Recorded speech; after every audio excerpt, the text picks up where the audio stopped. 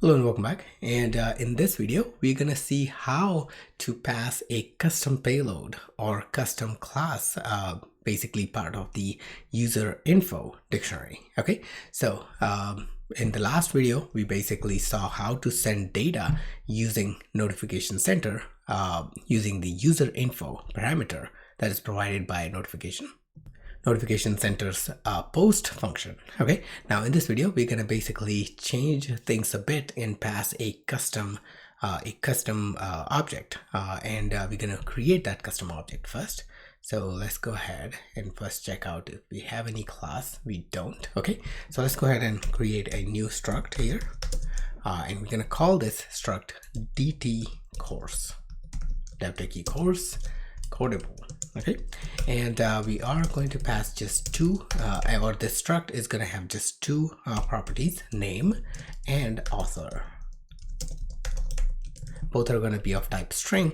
Now it doesn't matter because like right now what I'm showing you is how to pass a custom object, not the individual types or like these name or author. We are seeing like how you can pass the entire object as a part of user info. Okay, now once we have this DT course created, all we gotta do is update the sender view to send this object instead of sending a string. Okay, so we're gonna create a custom object, a object here for the course called course, and this is going to be of type DD course, and name is going to be the same as this guy right here,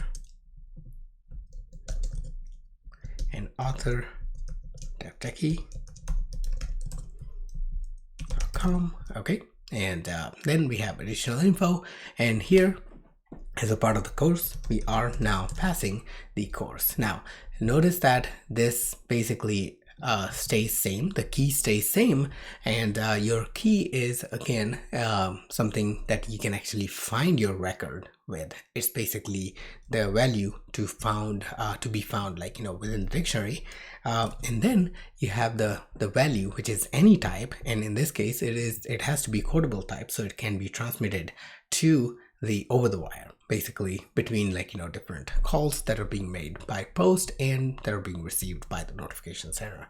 Okay, now once you have the sender view readily sending basically the course, if you try to test this out, you won't be able to see any notification because we are not passing, even though we are receiving that data, we are not passing it properly, because right here we are expecting a course to be a string, but it's no longer a string, it's basically a custom object now. So in order to parse the custom object, all we need to do is we need to parse this as the DD course.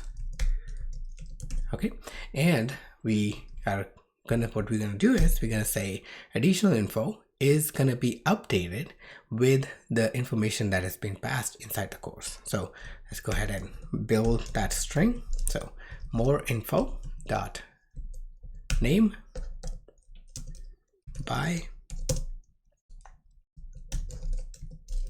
more info dot author.